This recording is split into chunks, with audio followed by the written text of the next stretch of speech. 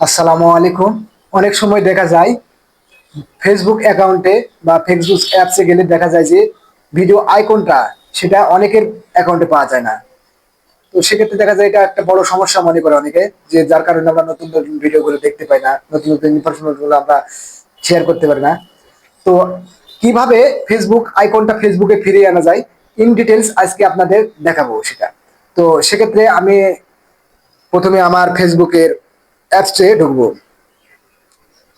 তো আমি আমার ফেসবুকের অ্যাপসে ঢুকলাম।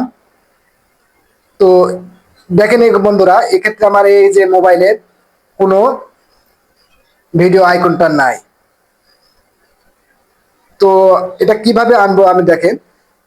এর জন্য আমি প্রথমে কি করব, এখানে থ্রি লাইন্স ডটে টাচ দিব। তো এখানে থ্রি লাইন্স যখন টাচ দিলাম তখন একটু স্ক্রল করে নিচে আসবো। তো সেক্ষেত্রে এখানে দেখা যাবে সেটিং অ্যান্ড প্রাইভেসি নামে একটা অপশন আছে, এখানে টাচ করব। যখন এখানে টাচ করব তখন এখানে আসবে সেটিংস। তো আমরা সরাসরি এই সেটিংস এর মধ্যে ঢুকে যাব। সেটিংস এর মধ্যে ঢুকলাম, সেটিংস এর মধ্যে ঢোকার পর একটু স্ক্রল করব, স্ক্রল করে নিচে আসবো।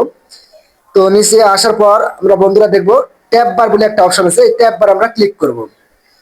তো ট্যাব বার যখন ক্লিক করবো এখানে দুইটা অপশন আছে, একটা হলো কাস্টমাইজ দা বার আর নিচেরটা হলো ম্যানেজ নোটিফিকেশন ডটস।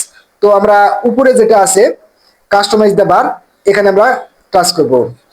তো এখানে টাচ করার পর আমরা একটু নিচে স্ক্রল করে নিচের দিকে আসবো। তো নিচের দিকে আসে দেখবো আমরা profile, friend request, group, market place, gaming, professional dashboard, অনেকগুলো আছে। সেক্ষেত্রে আমরা হিডেন, এই ভিডিও হিডেন এখানে টিপ দিব। তো এখানে টিপ দেওয়ার পর আমরা এখানে আছে পিন, অটো এবং হাইড।